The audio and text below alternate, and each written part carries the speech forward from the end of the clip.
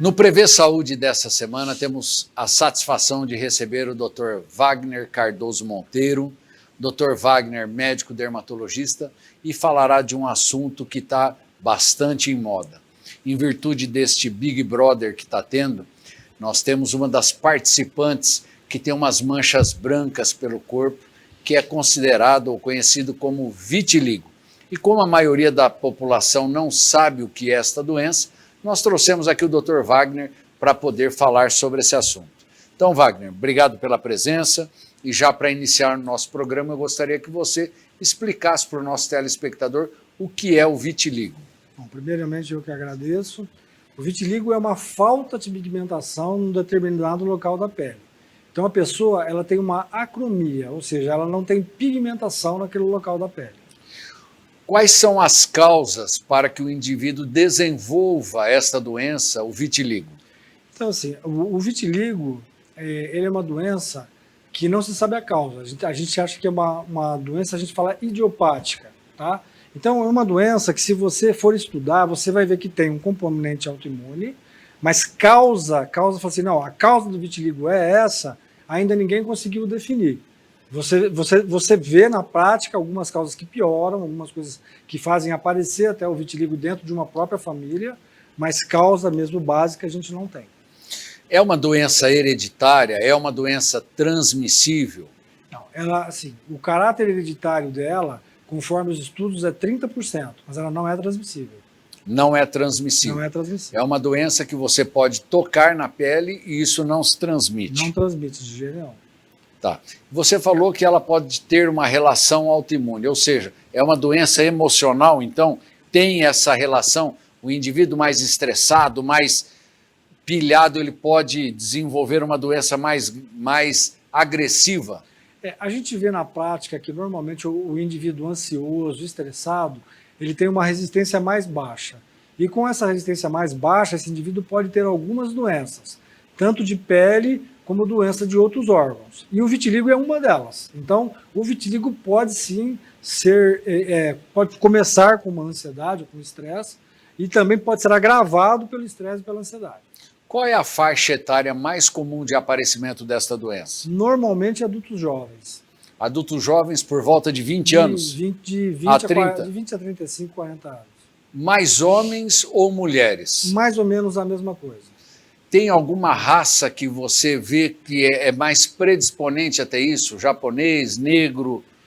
Não, você pode ver em todas as raças. É que quando você tem na raça negra, você tem ela com uma aparência muito maior, né? Porque a lesão é branca e a raça é negra, então a evidência da lesão fica maior, mas não que tenha uma prevalência maior. É verdade, isso daí já conversa de botequim, que o Michael Jackson tinha essa doença? Então, isso é difícil dizer, né?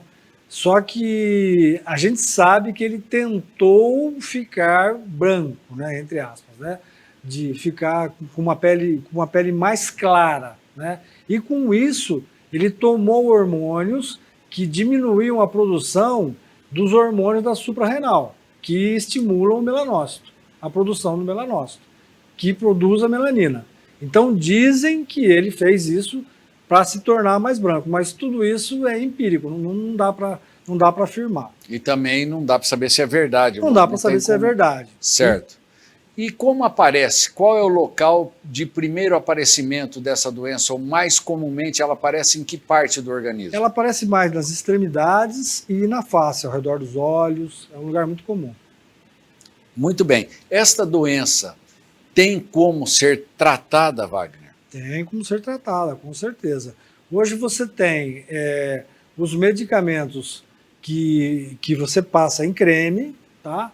Que é o tacrolimus, que é o prinecolimos, que são medicamentos que eles ajudam na imunidade do local. E hoje, tanto no vitiligo como a psoríase, a gente tem o avento dos biológicos. E os biológicos são injetáveis, caros, mas que o governo disponibiliza em muitos casos, às vezes até com um processo administrativo, que hoje está entrando também no tratamento do vitiligo, e com os bons resultados. Então você trataria com esses imunobiológicos na tentativa de diminuir a reação do organismo e fazer com que aquelas áreas voltassem até a coloração normal. É o que o vitiligo, assim, o vitiligo ele tem uma particularidade. A pessoa começa com o vitiligo, então às vezes vamos dar um exemplo, aparece no olho, daqui a pouco aparece na mão, daqui a pouco aparece na perna. Aí essas lesões, elas chegam uma época da vida, a pessoa começa a passar creme, começa a passar extrato de placenta, que é muito utilizado em Cuba, né? Cuba é um centro até de tratamento de vitiligo, e depois ela vê que, mesmo passando a pomada, aquilo para. E aí a hora que a gente olha, quando a gente vê que isso está melhorando, a gente chama de ilhotas de pigmentação. Dentro da mancha branca, você tem vários pontinhos de pigmentação. Então essa é a hora que você vê que ele é um vitiligo estacionário. E a hora que você entra com o tratamento do vitiligo estacionário, você tem uma resposta mais rápida, podendo até repigmentar inteirinho aquele próprio local. Certo. E qual é o tratamento? Você falou então que usa essas pomadas e hoje imunobiológico, mas o imunobiológico às vezes não está acessível a todas as pessoas. Essas pomadas, você falou que é a base de tacrolimus? E você tem as pomadas, que são a base dos medicamentos que melhoram a imunidade, o creme melhora a imunidade, tá? E você também tem medicamentos que você toma, tá? Exemplo, o Trisolalém é um medicamento que você toma e que você entra numa câmara de bronzeamento, tá? Numa câmara de bronzeamento, entre aspas, tá? Você tem o PUVA, que é o ultravioleta A, e tem o ultravioleta B curto. O que você faz? Você toma o medicamento, meia hora depois você entra nessas câmaras e você tem uma pigmentação mais rápida. Isso também é um tratamento que era mais antigo, mas que ainda é utilizado até hoje. Bom, mas nós vivemos num país que tem exposição solar o ano inteiro. Se esse indivíduo se expor ao sol em determinados horários, ele não vai ter uma pigmentação dessa área? Pode ter problema e encher até de bolha. Pode ter problema. Por isso que tem que ser feito num local especializado, o paciente tem que ser orientado, o que ele vai fazer dali depois, onde ele vai, então tem que estar num lugar muito bem orientado.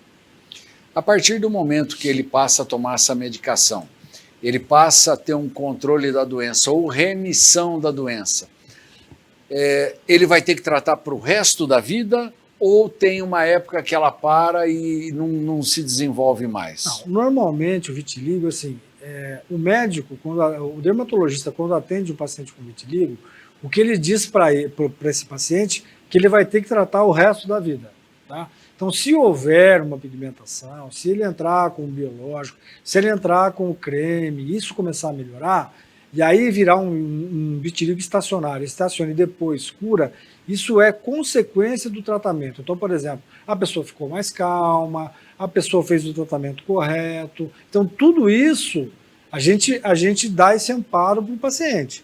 Mas a gente não pode garantir, quando chega o paciente pela primeira vez, que aquilo que ele tem cura. Certo.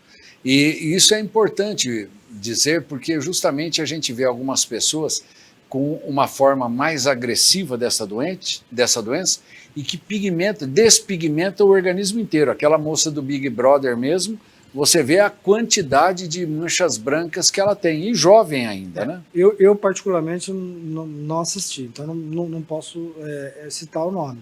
Mas isso pode acontecer. A pessoa, por exemplo, ela tem algumas lesões e de repente ela entra num estresse e ela pode piorar demais essas lesões. Isso pode acontecer.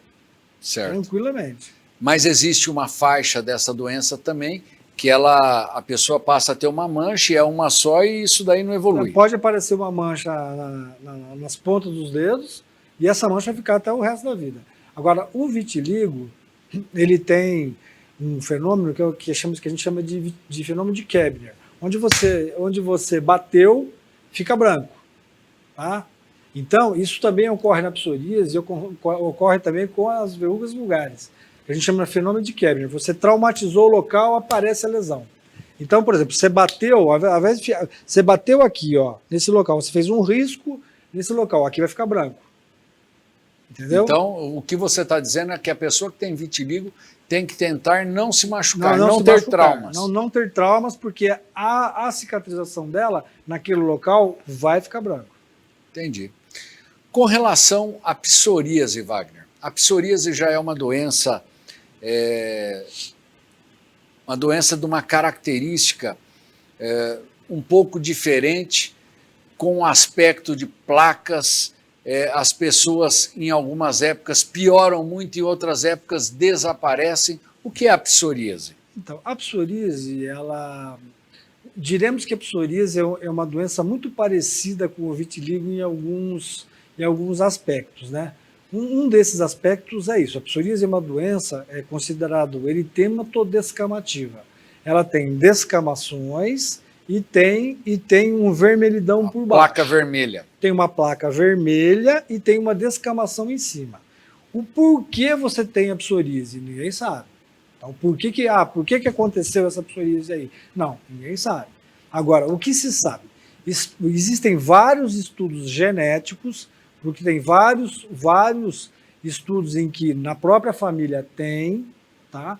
Então, assim, existem vários estudos genéticos e também existem os estudos dos perfis emocionais, tá? Que a pessoa baixa a imunidade por ser estressada, por ser ansiosa, e também aparece a psoríase. Aí vem essa correlação com o vitiligo.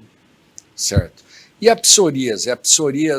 Essas manchas que aparecem, dissemina rápido? Ela é transmissível? É hereditária? Como que é isso? Não, normalmente ela não é rápida, tá? A psoríase clássica, chamada de psoríase vulgar, é a psoríase de couro cabeludo, de cotovelo e joelho. Essa é a psoríase clássica, tá? Que é chamada de psoríase vulgar. Aí você tem a psoríase que ela deixa deformidades, principalmente nas extremidades, chamada de psoríase artropática. Até, na verdade, é tratada pelos reumatologistas, e não por dermatologistas. Tá? Aí você tem a psoríase chamada de psoríase invertida. Por que ela é invertida? Ela é invertida porque ela aparece em locais que a psoríase não aparece, que é virilha, que é axila, tá? E aí você tem a psoríase chamada psoríase gutata. O que é a psoríase gutata? É em forma de gotas, ela parece tudo gotinha assim. Eritêmato descamativa também, vermelhinha, com descamação, mas em todo o corpo. Esses são os tipos de psoríase. Certo. Estas psoríase, se a pessoa tratar o emocional, como no vitiligo, ela consegue ter uma melhora? Existe um jargão dizendo que a psoríase ela é doença do sal e sol, né? O cara vai para a praia e ele sara. Aí ninguém sabe que se ele foi para a praia, ele descansou, ficou tranquilo e sumiu, mas a gente sabe que o sal e o sol melhoram a psoríase. Tá? Então, veja bem, olha como é bonita a dermatologia, né? Tomar cuidado com o sol por causa do câncer de pele, tem que tomar um pouco de sol por causa da vitamina D, o sol melhora a psoríase, pigmenta o vitiligo, entendeu? Agora, na psoríase, isso é bem dito, a pessoa está lá com um surto bastante no couro cabeludo, no corpo, várias placas grandes e tal, ele vai para a praia, continua passando as pomadinhas dele lá, às vezes não está nem tomando medicamento, pronto, ele melhora. Para psoríase também tem medicamento via oral? Medicamento via oral existe, mas para a psoríase hoje, os imunológicos, os biológicos, desculpa, eles estão mais adiantados do que o vitiligo, tá? Então você tem vários biológicos hoje, a indústria farmacêutica hoje a nível de psoríase, tem principalmente da artropática, eles têm várias condições de melhorar, inclusive assim, eles estão bem na frente do vitiligo a nível de tratamento biológico para a psoríase. Então isso é uma coisa muito importante.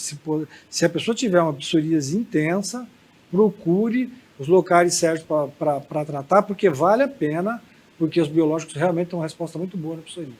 Você falou que a psoríase clássica ou vulgar é aquela psoríase que dá no couro cabeludo, cotovelos e joelhos. A pessoa que está acometida com essa psoríase tem uma coceira intensa, ela chega a não dormir à noite de tanto coçar, essa descamação é tão importante que muitas vezes atrapalha a pessoa no dia a dia? Então, foi muito bom você colocar essa parte da coceira, né, que a gente chama de prurido, porque, na verdade, o prurido ele é um patamar antes da dor. Tá? Então, por exemplo, você está com uma coceira aqui na mão, você coça, porque aquilo parou de coçar, porque começou a doer. Aí para de coçar, entendeu? Então, a psoríase acontece o quê? Se a pessoa ela é muito estressada, ela está muito nervosa, aquilo vai coçar mais.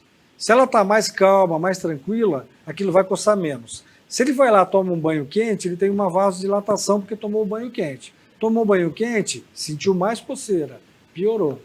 Então, o ideal é tomar um banho mais frio, tá? Ficar mais calmo, tá? E fazer exercício físico, que ajuda demais também, né? Certo. Ô Wagner, e o que você passa, qual é a pomada, qual é o tratamento local na psoríase? A psoríase, por ser seca, por ser uma lesão seca, a gente sempre procura passar pomadas que tenham hidratantes.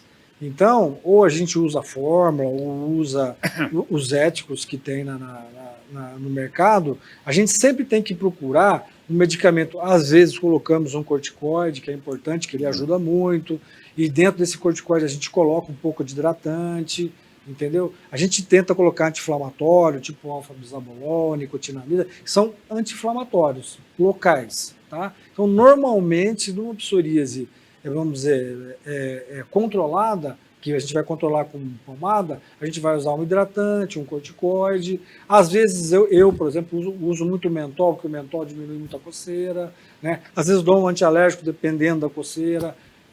Às vezes normalmente a gente passa um antialérgico sedante, né? Porque o antialérgico sedante deixa a pessoa mais tranquila, né? Certo.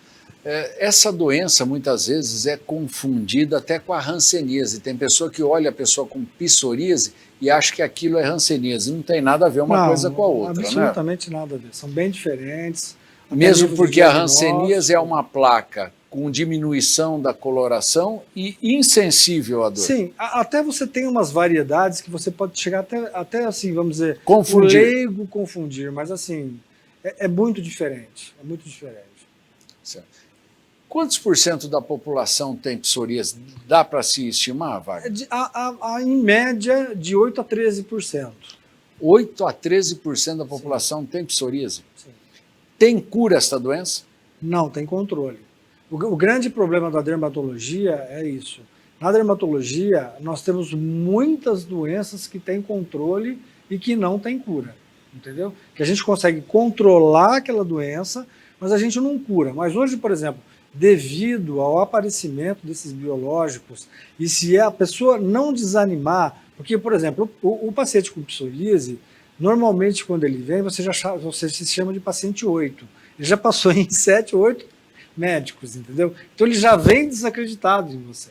Esse é o grande problema.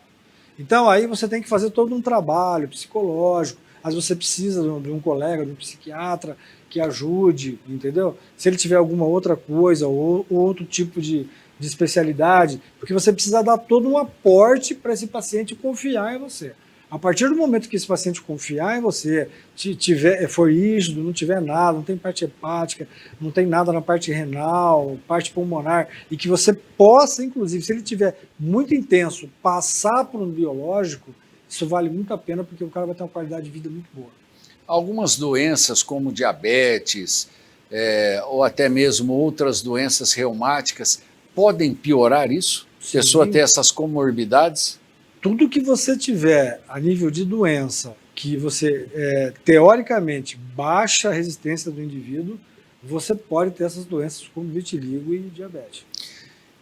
Não tem como prevenir o aparecimento da psoríase, mas tem como você prevenir a volta dessas lesões? Ou seja, você falou que o sol e sal ajuda bastante.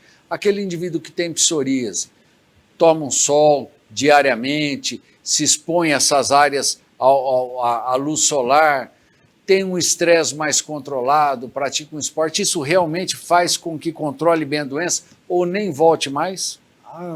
Isso que você disse, sim, eu acho que não só a psoríase, com quase todas as doenças. Se você conseguir fazer isso, na psoríase principalmente, que a gente sabe que o sol melhora, que a gente sabe que se a pessoa realmente fizer um exercício físico, se a pessoa fizer uma yoga, fizer alguma coisa que ela fique mais relaxada, com certeza vai melhorar. A psoríase e o vitiligo, então, são duas doenças bem diferentes, mas que estão ligadas diretamente ao emocional. Sem dúvida. Elas são muito correlatas a nível emocional, né? Muito correlatas. Até o paciente com... É que assim, parece que o paciente com vitiligo, ele se conforma mais rápido do que o paciente com psoríase, sabe? Porque a psoríase, às vezes, dependendo da intensidade, quando ela piora, às vezes ela pega o corpo todo e essas descamações, a pessoa vai descamando pela roupa, entendeu? Coisa que não vai acontecer no vitiligo. Então, por exemplo, hoje no vitiligo, por exemplo, nós temos uma técnica que chama dermopigmentação. Tá? Alguns dermatologistas fazem, eu particularmente não faço, indico até pessoas que fazem, tá? E a pessoa consegue achar a cor da pele dela. Tá? Então, por exemplo, ela tem um vitiligo na mão, ela faz uma dermopigmentação como se fosse uma tatuagem da cor da pele dela, e ela consegue melhorar. Agora, o paciente com psoríase é difícil. Por exemplo, a psoríase seria o último grau de uma dermatite seborreica severa, que a pessoa tivesse uma caspa severa. Aí ela senta, ela está com um terno preto, você imagina. Ela faz assim, sem querer, tem um cabelo grande, às vezes cai tudo aquelas cascas aqui. Então, assim, eu acho que a nível de sociedade, entendeu? Da pessoa se relacionar, de ir em alguns lugares, eu acho que a psoríase é pior. O vitiligo dá mais para se maquiar, mais para se esconder, entendeu? Tem pessoas também que são desencanadas com o vitiligo, entendeu? Que vivem, e com a psoríase também, que vai... Eu já cheguei a frequentar academias que a pessoa tinha psoríase, tirou a camisa, ficou lá fazendo exercício e não está nem aí. Isso depende muito de pessoa para pessoa, né? Mas pelo que você explicou, o vitiligo é uma doença que não coça, não dói, não arde. Às vezes o local que apareceu a despigmentação não é um local tão aparente, a pessoa leva numa boa. Já a psoríase, como tem uma descamação, um prurido, ela já incomoda muito mais. Sim, sem dúvida. Eu acho que o vitiligo é mais fácil de conviver do que a psoríase, sem dúvida. Legal. Dr. Wagner, eu acredito que nós tenhamos falado das duas doenças aí de uma maneira simples, clara, principalmente dizendo que existe um controle, a cura já é uma coisa muito difícil de se obter, mas que se as pessoas tratarem adequadamente, controlam muito bem a doença. Não é uma doença transmissível e não se tem uma causa aparente. Mas mesmo assim eu gostaria que o senhor deixasse uma mensagem para o nosso telespectador. Independente de você ter uma psoríase ou vitiligo ou qualquer outra doença que você possa ter grave, né, que você sabe que isso é causado pelo estresse, pela ansiedade, tenta se controlar melhor, viver uma vida melhor, ter uma melhor alimentação, ter amigos, fazer bastante exercício físico, se cuidar, ter um tempo para você, não trabalhar das 6 da manhã à meia-noite, sem ter férias. Acho que a minha mensagem é essa, vamos ficar mais calma que a vida é curta. Legal. Eu gostaria imensamente de agradecer a presença do Dr. Wagner, imensamente agradecer a você, nosso telespectador. E se ainda assim restaram algumas dúvidas, quero encaminhar para o doutor, que eu tenho certeza que ele terá o maior prazer em respondê-las. Muito obrigado e até a semana que vem para mais um Prevê Saúde. Tchau.